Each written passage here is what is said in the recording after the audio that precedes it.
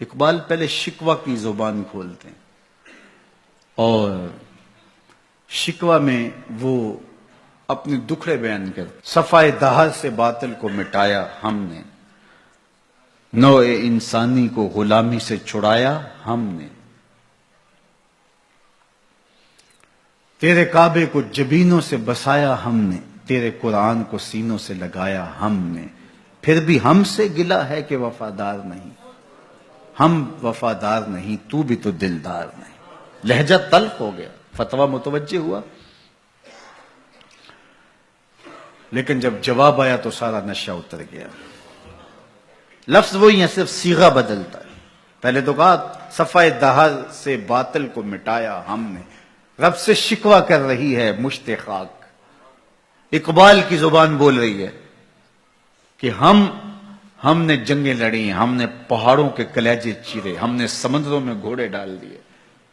ہم نے تیرے دین کے لیے کیا کیا نہیں کیا، برستے تیروں میں ہم نے نمازیں نہیں ادا کی، ہم نے کربلائیں نہیں سجائیں، ہم نے کیا کچھ نہیں کیا، اور آج ہم ذلیل ہیں۔ 56-57 اسلامی ملک کو ذلت و رسوائی کا عالم۔ تو اقبال شکوہ کنا ہوتا ہے، صفائے دہر سے باطل کو مٹایا ہم نے، نوع انسانی کو غلامی سے چھڑایا ہم نے، تیرے کعبے کو جبینوں سے بسایا ہم نے، تیرے قرآن کو سینوں سے لگایا ہم نے، پھر بھی ہم سے گلہ ہے کہ وفادار نہیں، ہم وفادار نہیں، تو بھی تو دلدار نہیں۔ اب جواب سنیے، جواب اب ادھر سے آتا ہے، لہجہ اقبال کا ہے، وہی لفظ ہے، صرف صیغہ بدلتا ہے، آواز آ رہی ہے۔ صفائے دہر سے باطل کو مٹایا کس نے، نوع انسانی کو غلامی سے چھڑایا کس نے، میرے کعبے کو جبینوں سے بسایا کس نے، میرے قرآن کو سینوں سے لگایا کس نے، تھے تو آبا وہ تمہارے ہی مگر تم کیا ہو، تھے تو آبا وہ تمہارے ہی مگر تم کیا ہو، ہاتھ پہ ہاتھ دھرے منتظر فردا ہو، ہر کوئی مست مئے ذوق تن آسانی ہے، تم مسلمان ہو یہ انداز مسلمانی،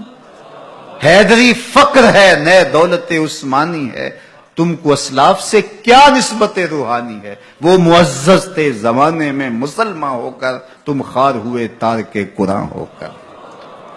ہاں، تم نے قرآن کو چھوڑ دیا ہوا ہے، عملاً چھوڑ دیا ہوا ہے، تم نے غلافوں میں لپیٹ کے تو رکھا، خوشبو تو اچھی سے اچھی لگائی،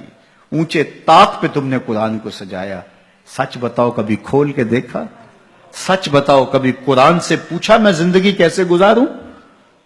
بھیڑ بن جائے مشکل بن جائے تو مشاورت کرتے پھرتے ہو، کبھی وکیلوں سے پوچھتے ہو، کبھی ماہرین سے پوچھتے ہو،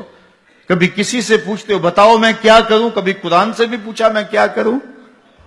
یہ مصیبت کیوں آئی میرے اوپر، قرآن تو بتا میری کوتاہی کیا تھی، پھر قرآن بتائے گا کہ تو نے رب کا دامن چھوڑا تو آج رسوا ہو رہا ہے۔ وَأَنْتُمُ الْعَالَوْنَ إِن كُنْتُم مُؤْمِنِينَ، آجا حضور کا غلام ہو جا، آج اس سے سر پہ عزتوں کا تاج رکھ دیتے ہیں۔ تو قرآن کی طرف اقبال نے بلایا اور ان کا سارا فکر و فلسفہ اس کے ارد گرد گھومتا ہے۔ بلکہ میں آپ کو ایک بات بتاؤں، یہ کسی نے نہیں کہی، یہ کتنی بڑی بات ہے۔ اقبال نے کہا کہ اگر میں نے قرآن کی تعلیمات سے ہٹ کے ایک حرف بھی کہا ہو تو قیامت کے دن حضور کے قدموں کا بوسہ نصیب نہ ہو،